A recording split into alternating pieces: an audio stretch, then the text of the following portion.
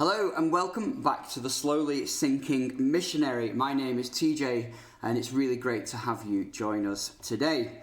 This week is something slightly different. We have an interview with a friend of mine, Mike, who is a fellow missionary here in Central Asia. So Mike, how long have you been on the field? Yeah, it's been about 2.5 years now. Great, cool. And you were actually in Central Asia as a kid, weren't you? I was indeed, yep. From 94 to 2007, I was about 13 years overseas as a child. So you were in Central Asia until you were 13, and then moved to the States. Mm-hmm. What was it like going back to the US after being in Central Asia for 13 years of your life? Going there for the first time, really. Right, yeah. So every few years, we would have a furlough in the States. We would spend a couple months every 3 years there, but mainly it would just be with family. So actually moving there and adjusting to American lifestyle was quite a shock. Yeah, the first year definitely. Yeah, sure. The desire to go back, to where we grew up. Yeah. Wow, yeah, and I guess that's quite different to a lot of kids that you'll have known growing up, like local kids, because they'll just have been desperate to get out to the West. Right. Yeah, I find that a lot with the adults that I meet, and I'm sure that kids who watch like any sort of Western media will feel like they're being sold this beautiful image of like the US or the UK or Europe, and it can be very different when you actually go there. Right, exactly. So you were here until 13, then you moved back to the US. Mm-hmm. So did you always think you were going to come back to this part of the world, or? Right. So yeah, because it was a big part of our home, and I had a lot of amazing friends growing up, other expat kids and local friends as well. The first couple years it's just like, I want to go back, and my family would always talk about going back. But then, later on, getting into my teenage years, just really starting to like life in America. I got a car and I had friends in high school. And then I was like, I didn't really think too much about back where I was, growing up. And so, and in fact, it's not the easiest place to live where we grew up, and so when you start to see the comforts of the States, then it's you don't it's not something, I really want to go back there, Yeah, but you did. In fact, we met at a conference just as you were planning to come back onto the field, which was really great. A lot of fun at that conference, and I picked up on your excitement as you prepared to come back to this part of the world. What made you change your mind?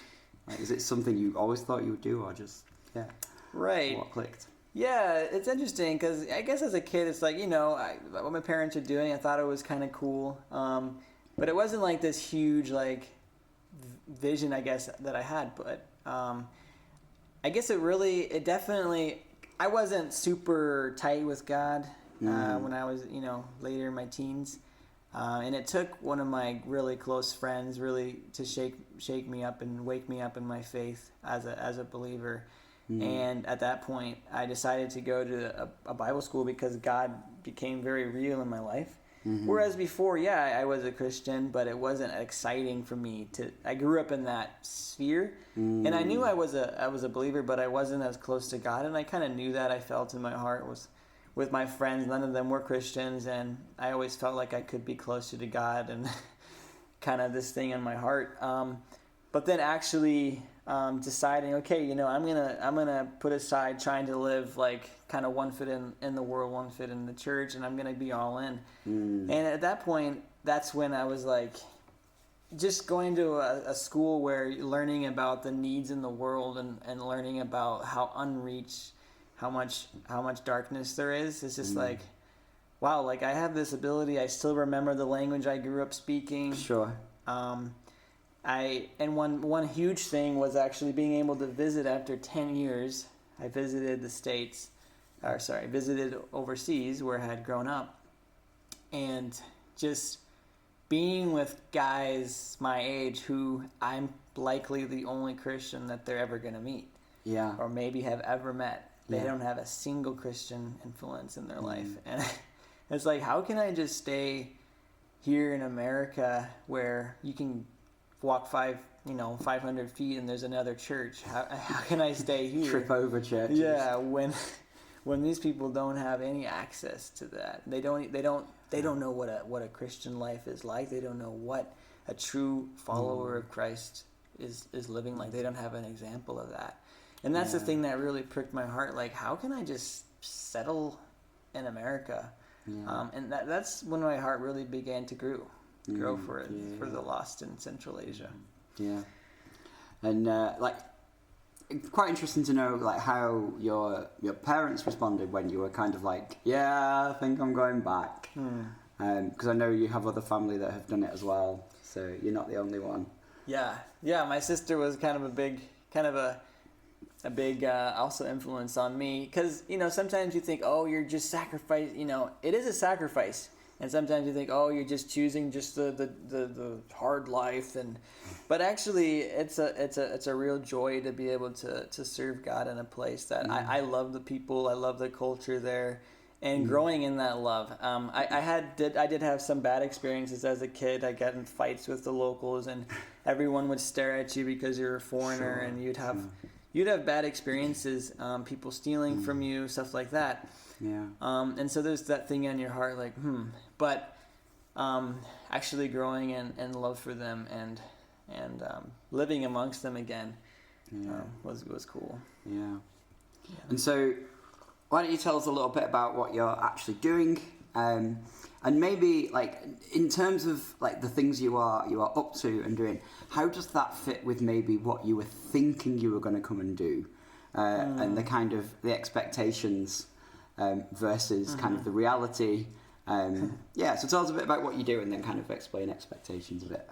Right. So, I had did 4 years at a Bible school, and just learning culture, learning religion, and I really appreciated all the Bible classes and growing in that.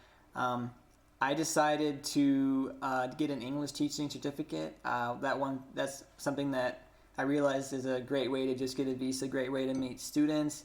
And I never thought I would ever teach, actually. I didn't like school as a kid. I always thought of doing something else. But yeah, I decided to go the teaching route just because it's a practical way to get a visa. Everyone wants to learn English around the world. Sure.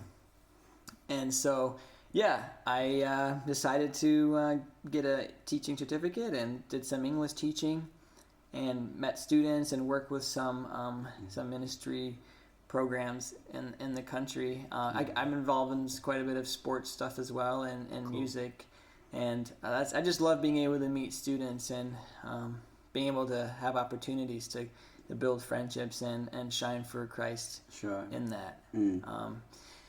As far as expectations, I mean, when you're in a young, zealous Christian at a Bible school, you see videos or you see stories of missionaries who, you hear about like George Mueller, just by faith, he built an orphan, or these other amazing people God used, the Jim Elliot, he goes and he gets killed and the whole village comes to know the Lord. And so you can kind of have these ideas in your mind what it could be like. And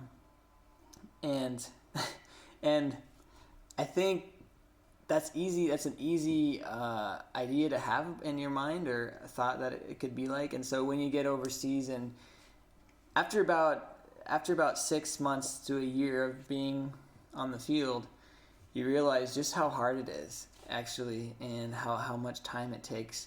And granted, I think it's not always the same for everybody's story, but at least for me, it was just seeing the reality. Wow, like we're sharing, we're trying to share. People aren't open.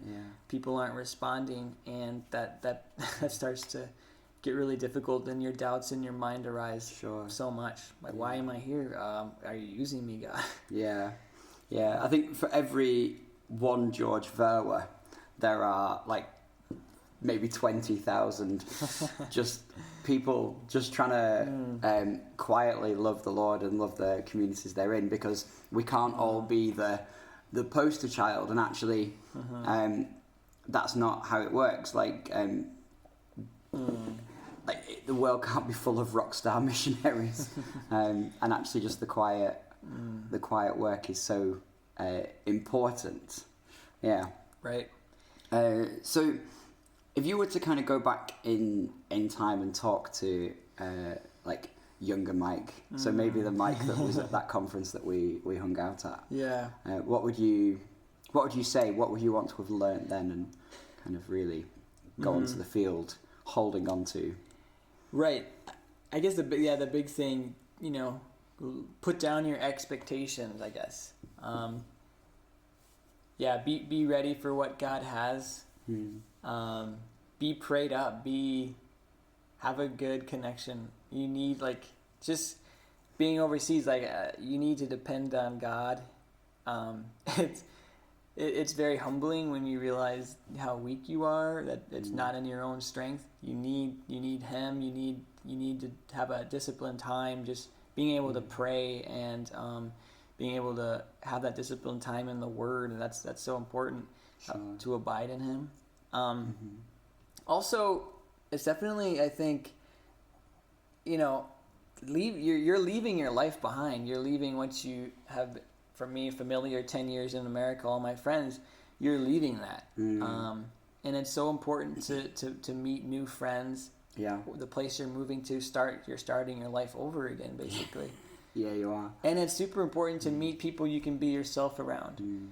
That you can just go and play some sports with, watch a movie with, just to have that downtime. I think a lot of M's they have this idea, I'm an M, and so they can get so busy with ministry that they burn themselves out. And I kind of sense that in my first year. Wow, I'm getting tired, because it's a lot of work. You're living in a culture that's not your own, a language. You're dealing with, the enemy is real. He wants to stop you. He doesn't like what you're doing. For sure. So there's just a lot of factors, and just having those preparations in your mind and heart. Yeah. There's just a few. Well, and you actually you were here in the capital city for a few months, and then you actually moved down to somewhere else, and then finally ended up where you are. And it seems just from the outside looking in that you have found that, like, where you are. I know that you're really close with the people you're involved with your small church, and like you're playing sports, and like I've seen photos of all sorts of interesting things you've done, including crashing motorbikes and all sorts of exciting things. Do you feel like now where you are that really God has settled you and kind of given you a heart for that place? Yeah, it is incredible to see that God's faithfulness. I went to this place kind of not really knowing, not really having a team, and kind of, I guess kind of feeling like a nomad or a homeless person, just kind of going from place to place. But now seeing my roommates, seeing where I'm living in my church and my friends down there, it's really humbling to see that.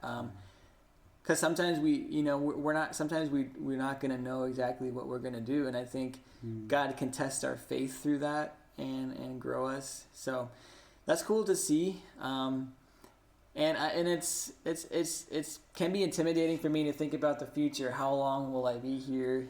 I'm taking it 1 year at a time. I love to see what God is doing. And I just want to be in the place where He can use me the most. Just having that as my vision. Jesus could come back anytime. I want to be caught doing something of eternal significance. That's a really great phrase. I'm going to steal that phrase and use it again. To be caught doing something of eternal significance. I really like that.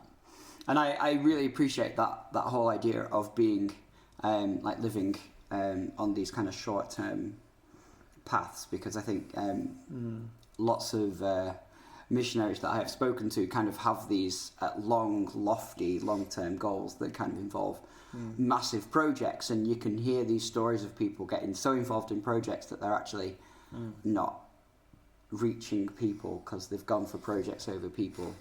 And actually, you've probably found that quite refreshing in terms of like this last 12 months or like 13 months now have been not the most what we would call stable in the world. So how is kind of like dealing with like a pandemic the other side of the world to like your family and friends and in that kind of way? And also like thinking about plans and futures and expectations. How is that either like taught you or grown you or challenged you or just burn you out if it's just done that? Like, what's it been like? Yeah, it's hard to believe, like looking back at coronavirus and how much it changed the world. And I had so many plans myself. I had thoughts if I was going to be in a different country, but the pandemic kind of made me stay where I'm at. And I think it's cool to see. Obviously, a lot of plans would change, but it's cool to see how God has used it for good, and even just drawing us closer to Him. How much we're dependent upon Him. And obviously during such a huge national or worldwide crisis, you think about family and you want to be with family. So I'd even thought to myself, like, maybe it's time to go back for now. But I think I saw the opportunities to be a symbol of peace to those around you who are so worried, to be able to pray for these people who they don't know Christ. They're worried they're going to die. We know as Christians, we know our eternal destination. We have that confidence, but those who don't, like how much more fearful it is. They're going to die this coronavirus. So just being able to be a beacon of hope and have an assurance in our hearts. I think that's one reason that God had us where we were during that coronavirus time. Sure, I totally get you. And it's really just great to hear, like to have this little glimpse into your life, into your heart. I'm really thankful that you've taken this time out just to spend it with us. And I'm sure in a few months we can get back together and do a bit of an update, see where you're up to, see whether your expectations have changed, and but so thank you so much for being with us. I really hope that this interview has been helpful to you out there. If you have any questions either for me or for Mike, do put them in the comments below or get in touch with us.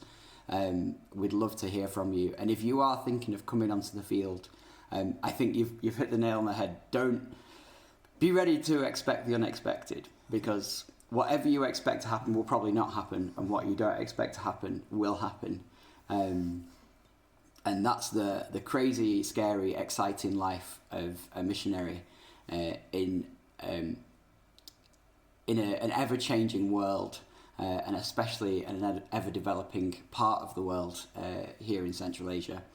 So thank you very much for joining us. Once again, thanks, Mike, for being here. Thank you.